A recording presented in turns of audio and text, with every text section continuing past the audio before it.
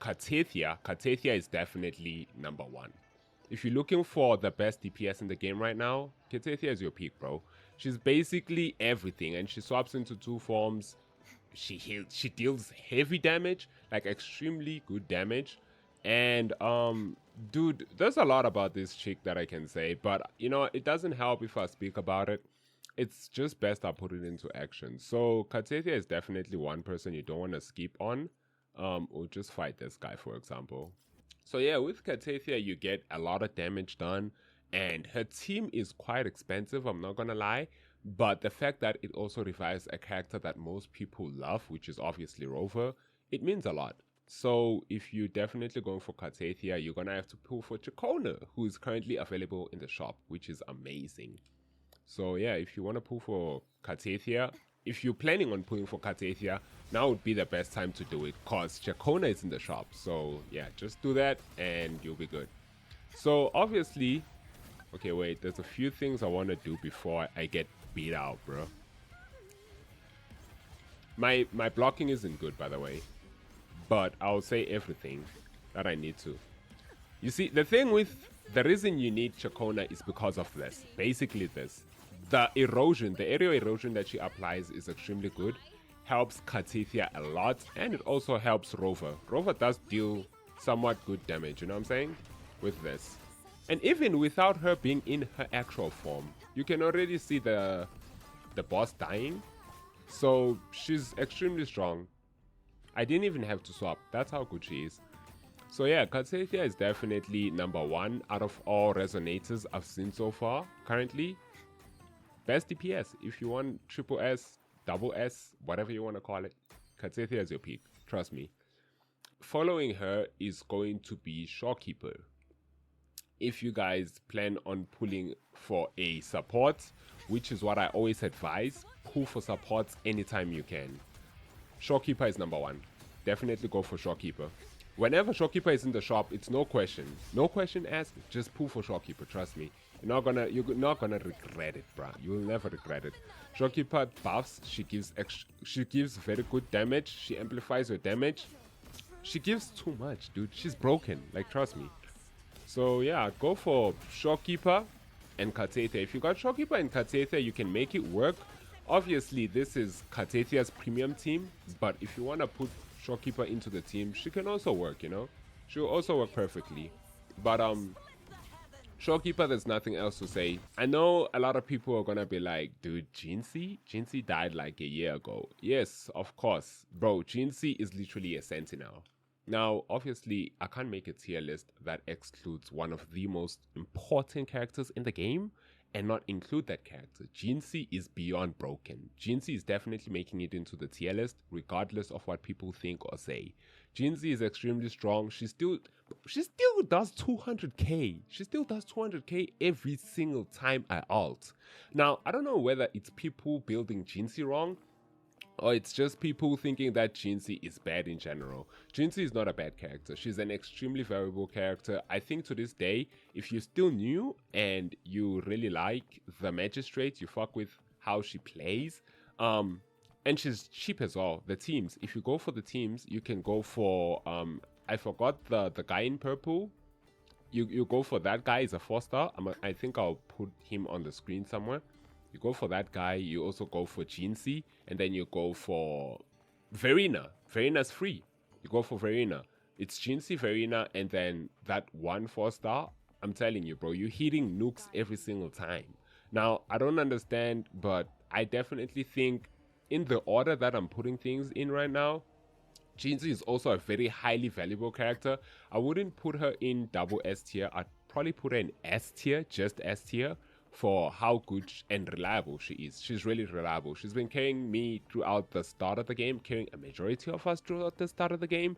Obviously, meta tends to change as time goes, but Jinxie is up there.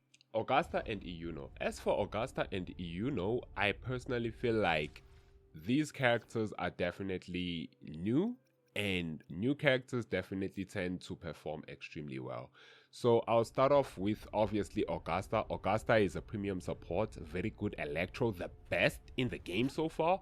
And currently her team is competing with Cartathia's team. So if you're planning on pulling for Augusta. If you don't want to play Cartathia's team, this is the second best team in the game, bro. Just go for Augusta and you're good to go. I'm telling you. And she's really cheap. Obviously, you can see I'm running her currently with Morphe and also Shorekeeper. So this makes it easier for me to get buffs from Shorekeeper, probably like damage, crit damage buffs. And then obviously Morphe will also amplify her heavy damage since she scales off of heavy attacks. So yeah, if you definitely want to invest in this character, I don't think she's expensive. If you got Verena, you can put Verena in Shorekeeper's place. And with Morphe, obviously everyone is Morphe. My Morphe is not even invested. Look, level 60 has a level 90 cadenza, which everyone has in the game. And then I'm running Moonlit Clouds on her, on him. Almost at her. I'm running Moonlit Clouds on him. Not that invested. Look, 3, 3, 3, 4. These are all 3 basically. Don't even look at the 4. These are all 3. Not invested, but the problem comes here. You gotta have a C6 Morphe. Like, you can't expect extremely good damage from your Augusta without having a C6. But if you're going for a premium team, which I currently don't have right now, you can put Iyuno in Morphe's place and then put Shorekeeper where Verena would possibly be placed. And then we've got Carlotta. Dude, Carlotta. Oh my god, dude. I love Carlotta, dude. I hate it. I hate how many people don't like this character that much. And a lot of people are going to be like, oh, she fall off the matter. I main Carlotta, and for any person, especially F2P players, people who are starting out the game, fresh from the, literally the most fresh player out there, this is to you, bro. So if you just started out the game, I'd advise for you to get Carlotta. She ran the last, I think the last banner. Unfortunately, you're going to have to wait a very long time if you haven't gotten her. But Carlotta is an extremely valuable character, bro. She hits heavy numbers. She freezes time for a while. Dude, she does a ton of things. And she does clutch up so very much in most cases, whereby if you're fighting a ton of bosses, or let's say one boss, that a ton of bosses is actually bad for her. She's not good in AoE, but she specializes in single boss battles. In single boss battles, I don't think you'll ever find Carlotta having issues with a boss. She'll literally nuke the second out of that boss. So, and with little to no investments, she does really good, bro. I definitely think people who play the game should always try to get Carlotta. Carlotta is really strong. A really strong unit indeed. She's very cheap to use. You can get Senua for her. Like, you can run the same team that I'm running right now. Or you can get her premium team. Make sure that you get Jeji for her. Or Zezi? Jeji? Jeji. I think it's Jeji. You get Jeji for her and you're good to go, bro. Like, if you got that team, you're perfectly set to dominate any enemy in front of you. So, yeah. And I definitely put her high in the double S tiers, if not somewhere closer to Augusta and Cartathia. And then, yeah, I think that's all I want to say about this girl. This girl is just broken, bro. She's broken, dude. Look, the enemy hasn't even stood up. The enemy has not even stood up yet, bro. And he's already fighting me. He's already feeling the pain, bro. Check this out. Check this out. Look at this. Okay, I didn't nuke. She usually does. I don't know why she doesn't, but yeah. And then we've got Verena. Bro, as for Verena, I'm not gonna say much. It's a very dude, it's a no-brainer. If you're definitely thinking of pulling for Verena, especially when you start out the game, why don't I have Verena in any of my teams? God damn. But if you're definitely planning on pulling for Verena, if you're choosing, especially when you start the game and they give you the choice between the 5 stars, definitely go for Verena. The biggest mistake you do is going for Calcharo or any other unit compared to Verena. Verena is very good, and to this day, I still, oh my god, I killed him by mistake. To this day, I still believe that I want to lose most of my 50-50s to Verena because she's strong at S0. Imagine when she reaches S6. When she reaches S6, she's basically gonna be on another level. So yeah, I definitely think Verena is also good. Verena is really good. Verena is really good. So yeah, if you're definitely planning on pulling for Verena. Moving on to Jeji. Dude, as for Jeji, if you guys definitely love Glacial teams, I feel like Jeji is definitely gonna excel in Glacial teams. So if you have a Carlotta, if you have any other insanely good Glacial character, you're definitely gonna wanna put Jeji in that team, because she'll definitely give extremely good buffs and shred the enemy's resistance for you by a lot. So yeah, she's definitely the premium team for Carlotta, and I definitely think she's worth a pull. I'd probably put her in just S tier, not double S. And the only reason I'm putting her in S tier is because I don't have her. I've never played her before, and it kind of sucks coming from an artist having to say that. But I feel like I've never played her in well enough to know how good she is. You know what I'm saying? So yeah, I mean, we could argue on that and say that no, she's way more valuable than that. But I'm gonna just put her there for now, and yeah, you let me know if you think it's unfair that I place her in such a tier, cause you probably have her and you probably know that she's better than what I say she is. Yeah, I think that's all. And then moving on to Camellia. Dude, if you're looking for a Havoc, a literal Havoc unit that never expires, go for Camellia. Camellia is definitely double S tier, and she's been double S tier, and she's gonna be in double S tier for a very long time. So yeah, she's currently shredding Whimpering Waste. Dude, Whimpering Waste, she's doing too much. She's doing way too much in Whimpering Waste. So yeah, if you have a chance, put you all, dude, I'd say put all of your ass rights into Camellia when you have a chance if she's on the banner.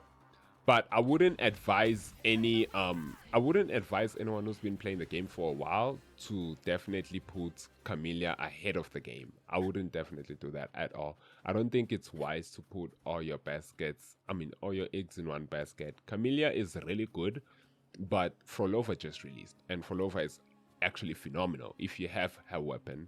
So yeah, I think I might as well put Frolova, since I'm on the topic, let's just put Frolova in double S tier. Frolova is really good. Frolova is really good. And the reason I'm saying this is because she can become a main DPS and a sub DPS. And a ton of people think that, oh no, dude, Frolova is meant to become a sub DPS. Wait till Chisa comes out, bro. Wait till Chisa comes out. And then you come back and tell me that, oh no, yo, Shiro, you're kind of wrong. You know, I thought that Frolova was supposed to be, this and that. Bro, I'm telling you, Frolova is really good. Frolova is gonna be extremely valuable for Chisa. You got Frolova, Chisa, Shorekeeper, you've got a solid and outstanding team right now. But even Frolova and Cantarella work really good, Frolova Cantarella is a very good team. So definitely double S tier for Frolova. As for Cantarella, double S tier because you know why. But yeah, also Cantarella heals, Cantarella buffs, Cantarella shreds. Cantarella is really good. So yeah, if you have any thoughts about it or anything you'd like to say regarding Cantarella, I'd like to know that too.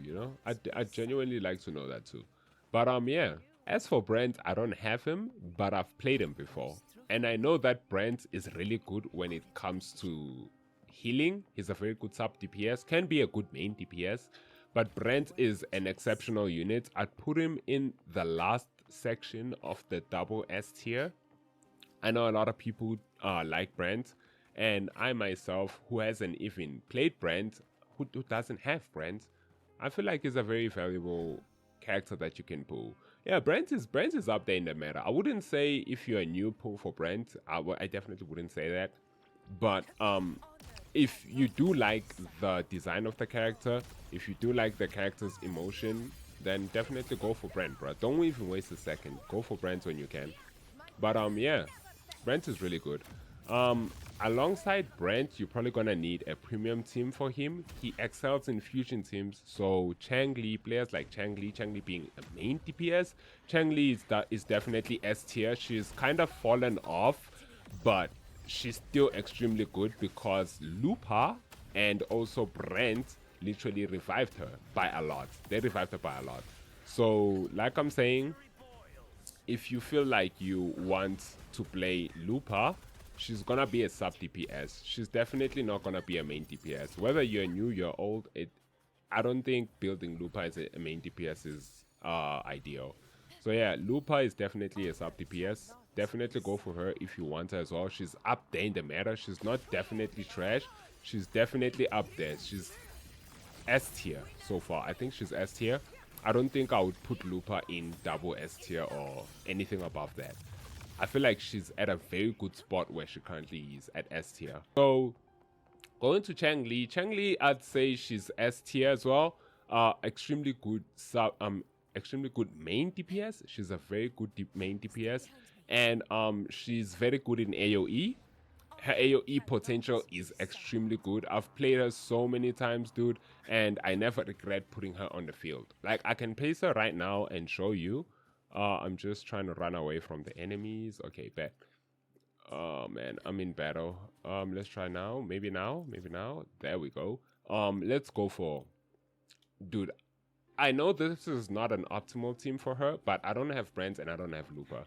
But she does do really good, bruh. She really does do very good. Even the numbers that she does in singles is a lot. I'm not gonna lie, it's a lot. So yeah, she's got 2 bursts. Obviously, the initial one does a lot. 40k is big. It's big. And obviously, then her ult obviously does usually way more than this. But because of the team, obviously, it's not gonna do much. But yeah, that's it for Changli. I mean, yeah, Changli. That's it for Changli. Zhani. Ooh. Another character I want to mention is Zhani, dude. Dude, if you got this Italian mom on the banner, pull for her. Don't waste no seconds. Don't waste no time. Zhani is extremely good. AoE, single target bosses. She's really good in everything. She basically revived Spectro. Spectro was kind of dying. The thing I was mentioning about people saying, oh no, Jinchi is bad, Jinchi is that, Jinchi is this.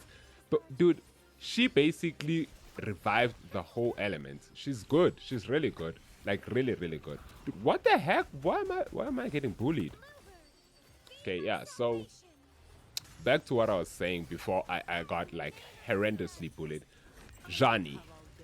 This unit is broken. 100% broken, trust me. Dude, look at the numbers. Look at the numbers she's dealing. So yeah, if you looking for a main DPS, a Spectral main DPS, Zhani is gonna be your pick. I'd say she's, me personally, I'd put Zhani up there. I'd say double S tier.